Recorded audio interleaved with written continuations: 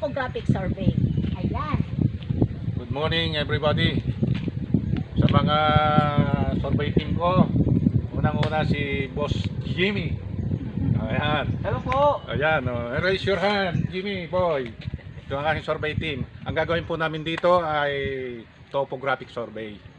Sa topographic survey, ang pag-uusapan natin dito ay ang pagkuha ng elevation ng bawat puntos na isasyat ng aparato. Dito sa lugar namin, nag-assume kami dito ng elevation na 100 from the sea level.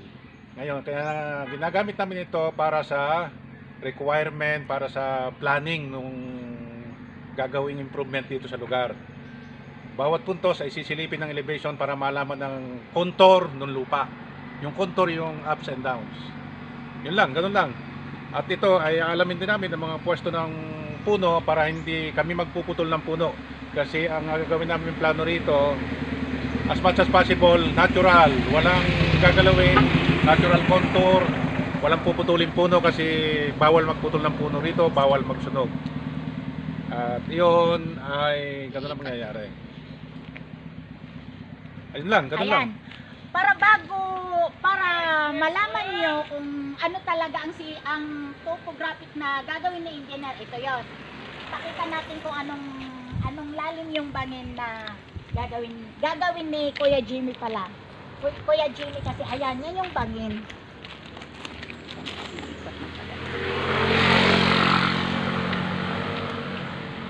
Ayan, kung makikita nyo lang kasi sobrang siya, malas. Ayan, oh. Kasi alam nyo kasi, kaya ito yung nire-require namin doon sa mga ibang client namin, gawa nung halimbawa, magpapagawa sila ng building, ganon, or magpapagawa sila ng kalsada dito sa mga ganito, para alam nung may-ari kung anong style talaga ang gagawin doon sa lupang ito. Ayan. Kung nakikita nyo naman, diba, sobrang bangin talaga siya. Malalim siya. Kaya ang inaano talaga ni engineer, inaano niya sa client niya, yung tupo survey yung lupang ito para malaman naman kung anong taas, kung ano yung level ng lupa, di ba? Kaya ayan, shoutout ko nga lahat na gustong magpa-survey, yung mga maraming problema yung lupa nyo at wala pang mga title yung lupa nyo, wag nyo munang kalilimutang i-subscribe, i-like at i-share nyo na rin yung lahat ng videos kong ito.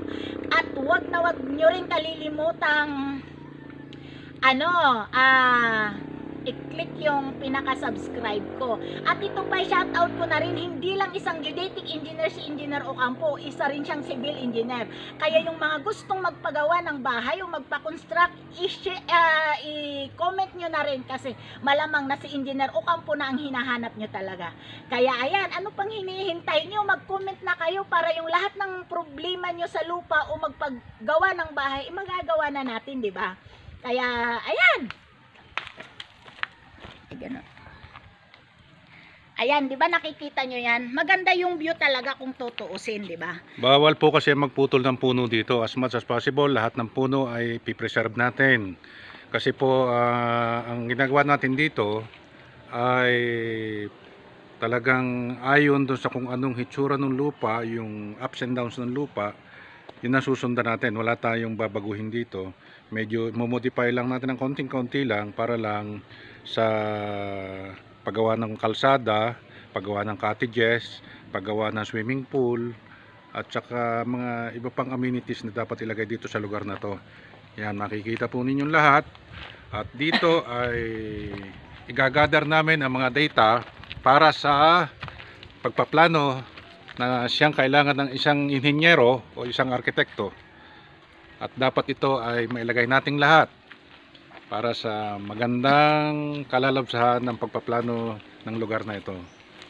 Thank you very much.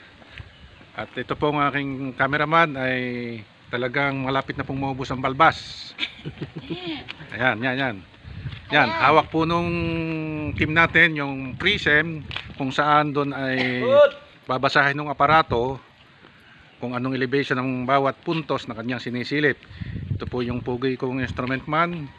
At ito naman po yung kanyang helper, At yung isa pa. si Boss Nestor. At yung isang nandun sa malayo, ayun, kung nakikita nyo, sobrang liit na. Yun po ay si Egay. Yun po ang siga ng Kuyambay.